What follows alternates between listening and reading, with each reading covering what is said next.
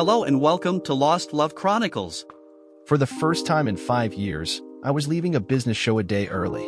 I work for a telecommunications company, and every year we participate in 3 business shows. The shows are held in different cities around the country, and each show lasts 5 days. We go in and set up our booth on Sunday and Monday, and the show begins Tuesday morning and ends at noon on Thursday. For the last 5 years, I have worked every one of those shows, and I always stayed until the last box was packed and loaded on the truck Thursday afternoon. That is until this last show. The last show I worked was back in May at the San Diego Convention Center. It was on Tuesday night, during that show, that I twisted my ankle badly and was unable to work in our booth the next day. At lunch on Wednesday, my boss told me that there was no point to my staying at the show if I couldn't work, so he told me to see if I could get a flight home. I didn't have to be told twice. I was on a plane back to St. Louis at 2 o'clock that afternoon. Before I boarded the flight in San Diego, I called home and left a message for Tammy, my wife of 9 years, telling her I would be home by 8 o'clock that evening. Tammy had been upset with me about something before I left on the trip, but she didn't want to discuss it at the time. She said we could deal with it when I got back home. While I didn't like having a sprained ankle or having my boss tell me to go home before the conference was over, I was glad to be getting home early so that I could find out what was bothering my wife. When my taxi stopped in front of the house, I noticed a black Cadillac in our driveway. I didn't know anyone that drove a Cadillac, and it bothered me a little that Tammy would have company at the house when she knew I was coming home. I thought that she would be anxious to discuss whatever problem she thought we had. As I walked in the front door, I heard voices in the family room. I stepped out of the hallway into the kitchen and peeked into the family room and got the shock of my life. Tammy was sitting on the sofa with my best friend Chad Williams. This in itself was not the shock. The fact that Tammy's blouse was unbuttoned was what struck me so hard. Tammy and Chad hadn't seen me yet, so I walked through the kitchen and stood at the edge of the family room. "What the hell is going on here?" I shouted. Tammy turned to look at me and then put her hand up to her mouth. "Oh my God. George, what are you doing home?" she asked.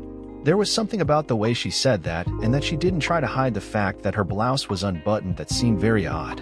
It was almost as if she had expected this to happen. "What is going on here?" I asked. "It's not what you think, honey," Tammy said. She was actually smiling when she said it. I began to wonder if I was dreaming until I felt the pain in my ankle again and knew that I was awake. In the short time I had been in the room, Chad hadn't moved. He just stared at me with an amused look on his face. I had all that I was going to take. Chad is a big guy, but I didn't care how big he was or how much my ankle hurt. I was going to throw the bastard out of my house. I took one step toward the sofa and suddenly found myself in the grip of another man. I never heard him coming. He grabbed my right arm and twisted it up behind my back and put his left arm around my neck in some kind of a chokehold. I was able to breathe, but I knew that he could cut off my airway anytime he wanted to. "I think you understand the situation now, George," Tammy said. "We have been waiting for you so we could start our little party. Chad finally told me what you do at those business shows. Did you really think I would never find out about your girlfriends? Or did you just think I wouldn't care? Well, for your information, I do care. You hurt me, and now I am going to hurt you. I am going to play with Chad and Tyrone, and you get to watch. How do you like that?" I tried to tell Tammy she was wrong, but before I could get a word out, the guy holding me put something over my mouth and nose. The smell of whatever he was holding over my nose was choking me, and I soon felt myself losing consciousness. I don't know how long I was out before I woke up to find myself tied spread eagle to the bed in the guest bedroom. My injured ankle felt like it was being pressed against a hot iron, while my other ankle and my wrist were beginning to feel numb. Taking a quick look, I saw that my wrists and ankles were secured to the bed with speaker wire. Tammy must have gotten the wire from my workshop. Whoever tied me down had made the bindings so tight that they were cutting off my circulation. For a moment, I had forgotten what Tammy had said to me just before I lost consciousness, but that memory came back to me when I heard the voices on the television placed at the end of the bed. I looked at the television and saw Tammy sitting on our bed completely nude with Chad. "George, are you awake yet?" "I hope you are, because I wanted to show you this big, beautiful tool that I am going to enjoy," Tammy said as she looked directly at the camera. "Chad gets to do me first because he is the one who told me about your cheating, and because he helped me set this up," she said. "Tyrone, come over here so that George can see what a nice tool you have too." Tyrone must have been the guy that grabbed me from behind when the black man stepped into the picture. "I hope you enjoy the show, George. I know I will. We're videotaping this so you can watch this as many times as you want." At that point, I no longer cared what Tammy did. Our marriage was over. The only thing I cared about at that moment was getting loose from my bindings. I was worried about the lack of blood circulation to my hands and feet. I had no idea how long it might be before Tammy and her friends finished what they were doing, and I wasn't about to wait for them. I began pulling on with my left leg as hard as I could but had to stop because of the pain. I waited 30 seconds and then pulled again. I did this several times and then finally gave one hard yank and the wire snapped. I looked at my left ankle and saw that it was bleeding, but the injuries didn't seem too serious. Next, I went to work on my right leg. This was much harder because my right ankle was the one I had sprained. By the time I was able to break the wires on my right leg, I had ripped a lot of skin off my ankle and it was bleeding quite a lot. With my legs free, I was able to release the strain on my arms, but I wasn't able to loosen the knots in the wire, only having my teeth to work with. I ended up having to try to break the wires that bound my wrist the same way I had the ones on my ankles. By the time I got my right wrist free, it was bleeding nearly as bad as my right ankle. With both legs and my right arm free, I was able to break loose from that last of my bindings fairly easily. My left wrist received only minor cuts, but it was bleeding a little. Once free, I noticed I was still bleeding from injuries to both ankles and both wrists. I looked around the room to see if there was anything I could use as bandages, but there was nothing. The bed sheet was a mess. I was surprised at how much blood there was on the bed. I tried to stand up, but my head began spinning and I had to sit down again. Now my head was pounding and my face hurt and I was feeling nauseous. I had my eyes closed and was trying to calm my stomach when I heard my name. For a moment, I thought Tammy had walked into the room, but when I opened my eyes, I realized it was her talking to me on the television. "George, are you watching this?" When I looked at the television, I saw Tammy taking from Chad doggy style. I wondered for a brief moment if Tammy thought that I would somehow enjoy watching her getting drilled. If she had any idea how angry I was at the moment, I think she would have run from the house. I got off the bed and swung my right arm in an arc toward the television. This movement caused blood to splatter across the screen. I turned away from the television and saw myself in the mirror.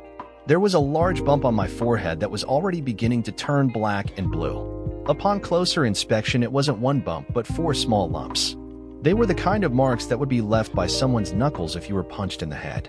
I could not believe that my wife would arrange to have me drugged, beaten, and then tied to a bed so that she could humiliate me by having sex with my former best friend and some black guy I had never seen before. I thought about getting a baseball bat and going after the 3 of them, but realized that there was a big downside to doing that. I wasn't exactly feeling very strong at the moment. I was still feeling a little dizzy from whatever drug they had used on me, and if Chad and his friend overpowered me, there is no telling what they might do. On the other hand, if they weren't able to overpower me, I might kill someone and they weren't worth my going to jail. Looking again at the mess in the room, an idea started to form. I smeared blood on the bedposts and the pillows.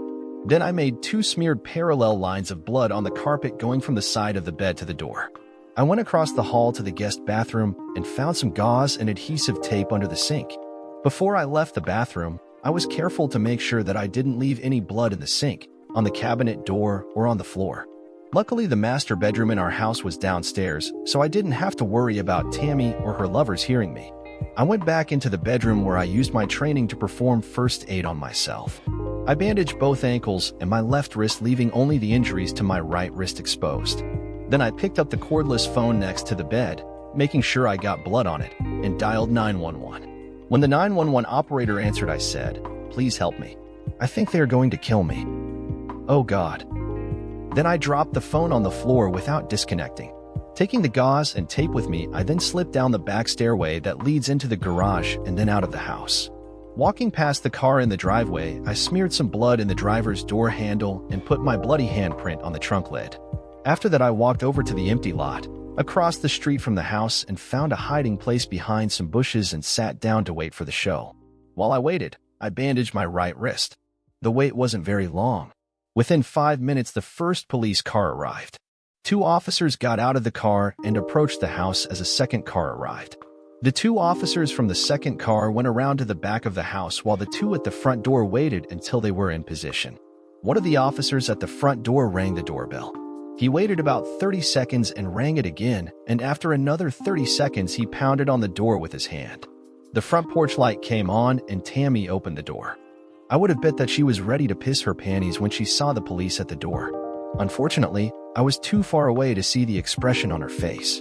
"We had a 911 call from this address a few minutes ago. Can you tell us what that call was about? One of the officers asked Tammy. I don't know anything about a 911 call, she said. Who else is in the house with you? No one. Tammy was in trouble now. They would never accept that answer. You say there is no one else in the house? That's right. I am home alone. My husband is out of town at a business show, Tammy said. At that moment, Tammy's world turned to shit. The two officers that had gone around to the back of the house reappeared with Chad and Tyrone in hand. Look, who we found sneaking out the back door. It was the officer holding on to Chad who had spoken. When Tammy saw Chad and Tyrone, she seemed to lose her legs and she slid down against the door casing until she was sitting on the floor. One of the officers helped Tammy to her feet and took her back into the house. Then the other officers took Chad and Tyrone into the house. I was disappointed that I couldn't see what was happening inside the house. I tried to imagine the scene when the police opened the door to the guest bedroom and saw the mess. The shocked look on Tammy's face when she saw that I wasn't in the room would be priceless. I looked at the car in the driveway and wished that I could sneak across the street and get into the trunk, but I couldn't risk being seen. There were 10 minutes of total silence followed by all kinds of noise and confusion. 2 more police cars arrived on the scene with sirens and lights. Shortly after that, Chad and Tyrone were brought out of the house in handcuffs, both arguing with the police saying that they didn't do anything to the woman's husband. The 2 men were placed in the backseat of separate cars and left while the police officers took a close look at the car in the driveway. The blood on the driver's door handle was spotted rather quickly, followed by the discovery of the blood on the trunk lid. One of the officers went to the car Tyrone was in and got the car keys and then opened the trunk. I really did wish I could have been in the trunk when he opened it, but as it turned out, it didn't matter. The officer looking into the trunk called another officer over and then a third. We have weapons and drugs here. The officer called out to a plainclothes officer who had just arrived on the scene. 3 MAC-10s and about a kilo of what appears to be cocaine. For the next 20 minutes, I watched as the police took pictures of the contents of the trunk of Tyrone's car and then had the car towed away.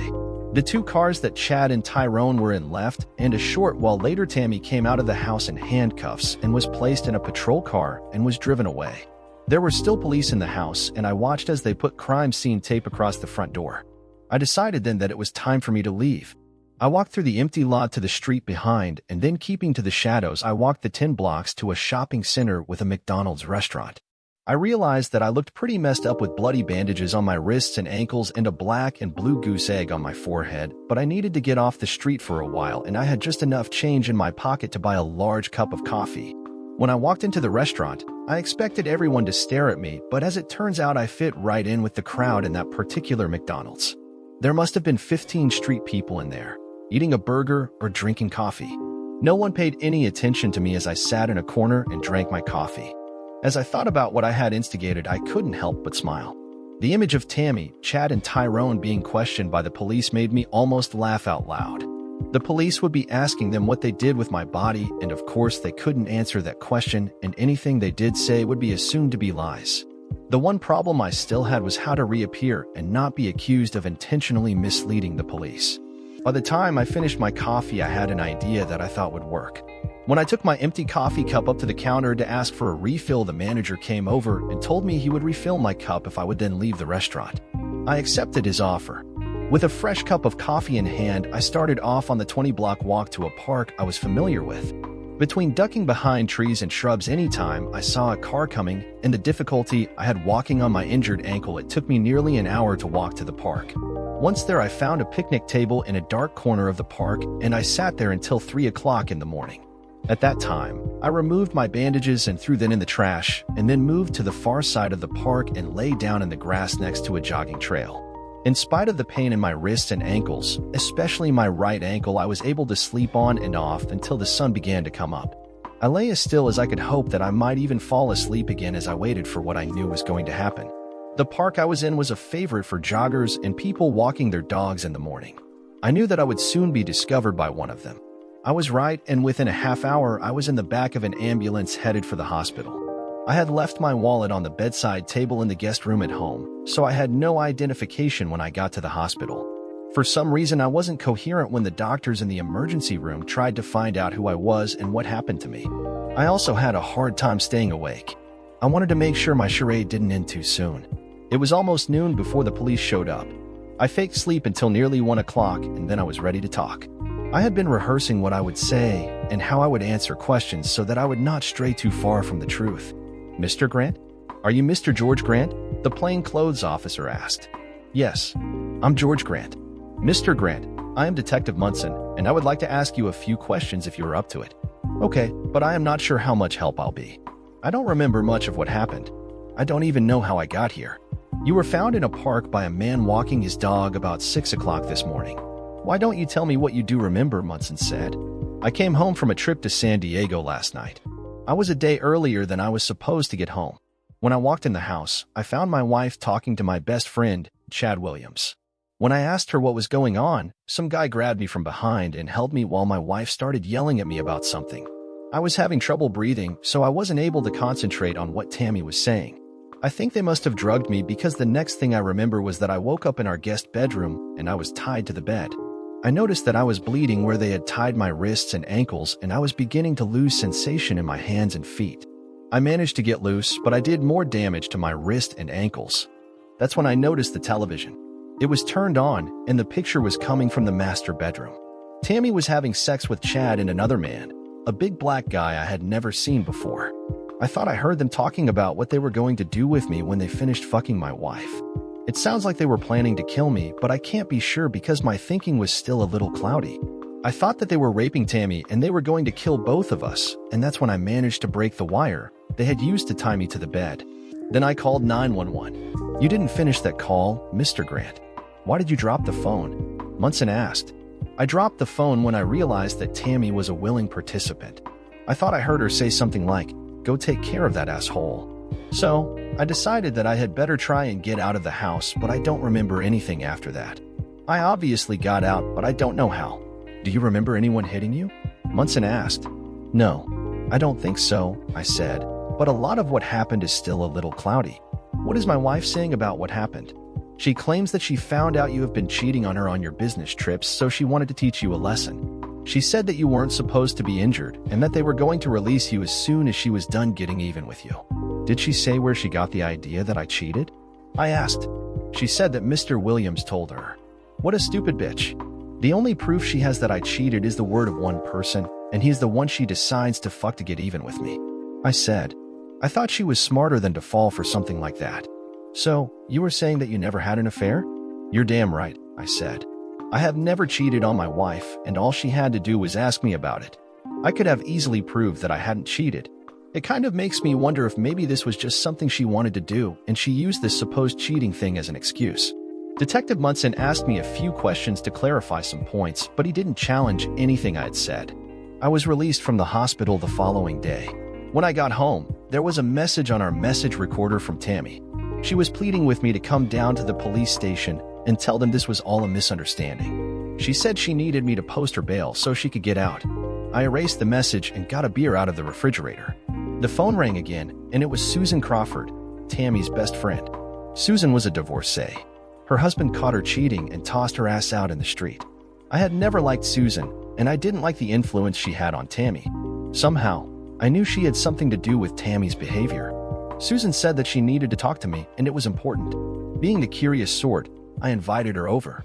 Susan arrived an hour later. "I talked to Tammy," Susan said. "She's at her parents' house. She told me that you were cheating on her when you went on your business trips.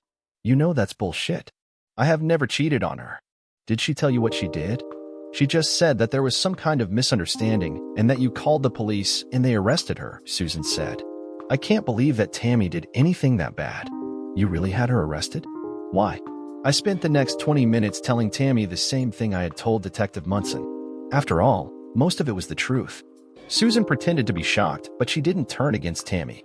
That is not like Tammy. "I just can't believe she would do something so insane unless she had some sort of a breakdown," Susan said. "Maybe so. Are you going to talk to her?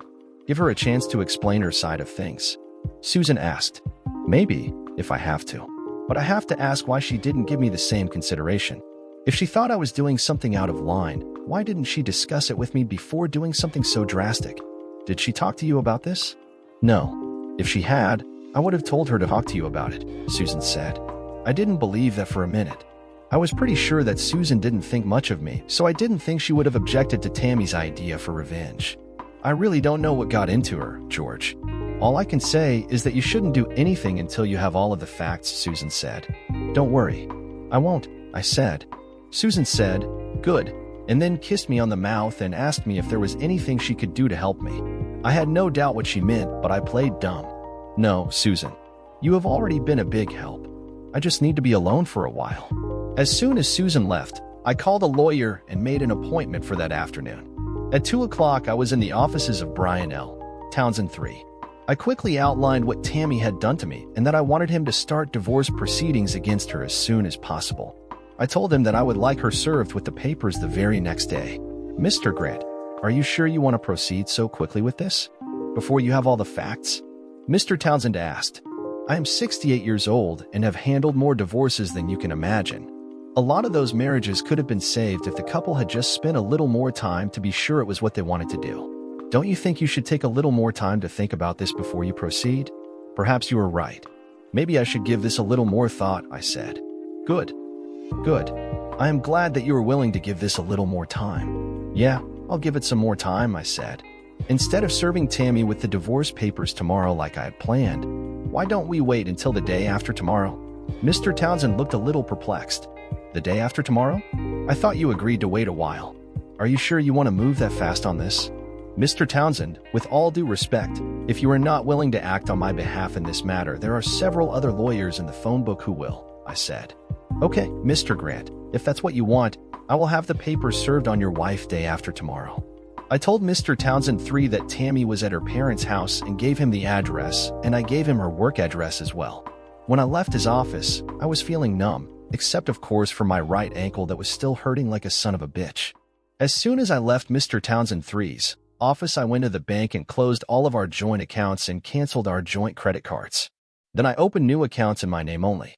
I knew that eventually I would probably have to give her half of the money, but I was going to make her work for it. Over the next couple of weeks, Tammy tried to call me several times at work and at home. I didn't answer any of her calls. Then I got a call from my lawyer, and he told me that Tammy was going to contest the divorce unless I agreed to sit down with her so that she could tell me her side of the story. I'll need some time to think about that, I said. That's fine. Just call me when you decide what you want to do, Mr. Townsend III said. I waited a little more than a month before I called Mr. Townsend III back. Does Tammy still want to meet with me before she will agree to the divorce? I asked. I expected to hear back from you much sooner than this, he said. I'll contact her attorney and find out if she is still insisting on a meeting.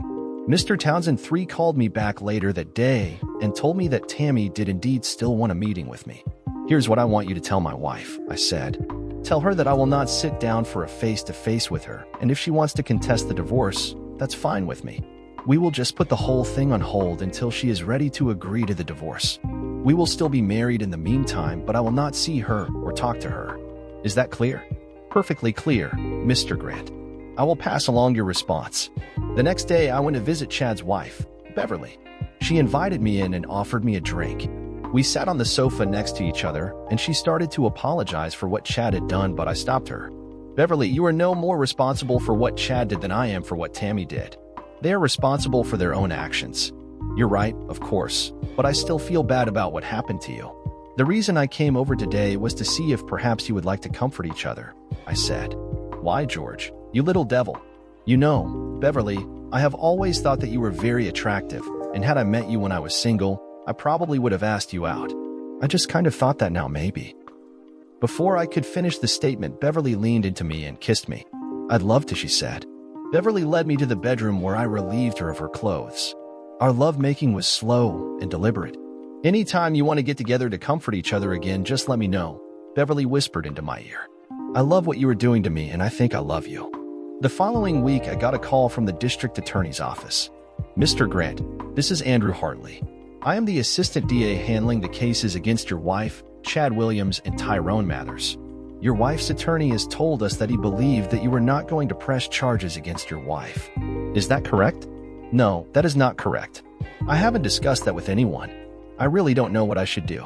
I know that my wife was involved in what happened to me, but I don't know if she had planned to have me drugged and beaten or to have me tied up. I think she did, but I can't prove that. I also don't know who tied me to the bed so tightly that I was losing circulation to my hands and feet. I am not asking that any charges be dropped. I'll leave it up to you to decide what to do with these people. In the end, everyone got what they deserved. Tyrone was convicted of assault and kidnapping, along with felony drug possession and another felony for the guns found in the trunk of his car. Chad pleaded guilty to assault and Tammy pleaded guilty to conspiracy to commit unlawful restraint. I think they make that one up just for her. Chad got 1 year at a minimum security prison and Tyrone got hard time at a maximum security prison. Tammy got off the easiest. She was put on probation. In spite of the light sentence Tammy got, it was still considered to be a felony conviction. She no longer had any say in the matter of our divorce. I got rid of her but kept the house and all of our savings. A month after our divorce, Susan came to see me and asked me if I would talk to Tammy. She told me that Tammy just wanted to explain what she had done and apologize to me. I acted reluctant to meet with her, but in actual fact, I was a little curious to hear what Tammy would have to say. I let Susan talk me into meeting Tammy at a cocktail lounge about a mile from my house. "Thanks for agreeing to see me," Tammy said as she slid into the booth across from me. "George, I am so sorry for what I did to you," she started, "but you have to understand what I was going through. I had just found out that you were having affairs every time you went out of town." "No, I wasn't." "What?" I said, "No, I wasn't. I was not having affairs. I never cheated on you," I said. "Of course. I know that now, but I didn't know it then," Tammy said. "Chad told me that you were cheating on me, and I believed him. He was your best friend, so I didn't think he would lie to me. I was so hurt and angry, I guess I lost my mind for a while. Let me get this straight. When I was getting ready to go away on that last trip, you already thought that I was having affairs every time I went away." "Yes.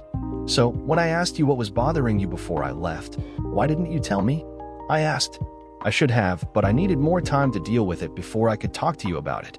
When I was finally able to stop laughing at her, I said, "You had only Chad's word for it that I was cheating on you, but you weren't ready to ask me if it was true, although you were ready to plan your revenge. And it didn't make you at all suspicious that Chad wanted to be part of your revenge." "I'm sorry. I can't explain what came over me." "Bullshit.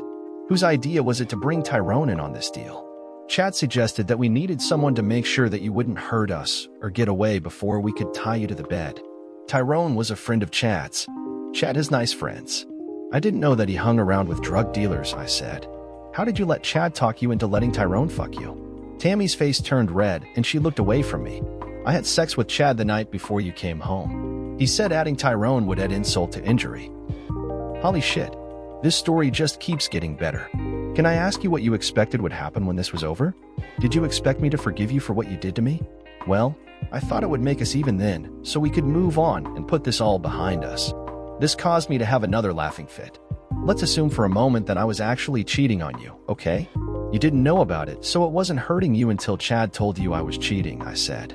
"I can understand how painful that would be to you, but you still didn't actually catch me cheating. You never saw me even talking with another woman, let alone fucking one. So, instead of confronting me and telling me that you found out I was having an affair, you decided to get even. Your plan for getting even was to drug me, then tie me to the bed so that you could make me watch you fucking two guys, one of which used to be my best friend. This whole scene was designed to humiliate me, and you somehow thought that this would make us even? Most wives would just have an affair of their own if they wanted to get even. What you did was way beyond just getting even. You went way too far, and even if I had cheated on you, I would not be able to forgive you for what you did to me." Tammy dropped her head and began to sob. "Please give me another chance. I love you. I have always loved you. You are the only man I have ever loved. I didn't mean to hurt you. What I did with Chad and Tyrone was just sex. It had nothing to do with love. Please, isn't there anything I can do to make you love me again? I'll do anything you ask if you'll just give me another chance." Tammy was looking at me with her eyes open wide and tears streaming down her cheeks. I never could stand to watch her cry. "Did you really mean it, Tammy?" "Did I mean what?" she asked. "Did you mean it when you said that you would do anything I asked?" Tammy tried to wipe the tears from her face. "Yes, I meant every word of it. I'll do anything you want." I slid out of the booth and stood up. I put my hand on Tammy's shoulder and bent down so that my mouth was close to her ear and said, "Drop dead." Tammy's head dropped down on top of the table and she began crying. I could still hear her crying as I walked out the door. 7 months later, Beverly and I got married. Dear listener, if you have reached this far, please click on the subscribe button. It will be a great help.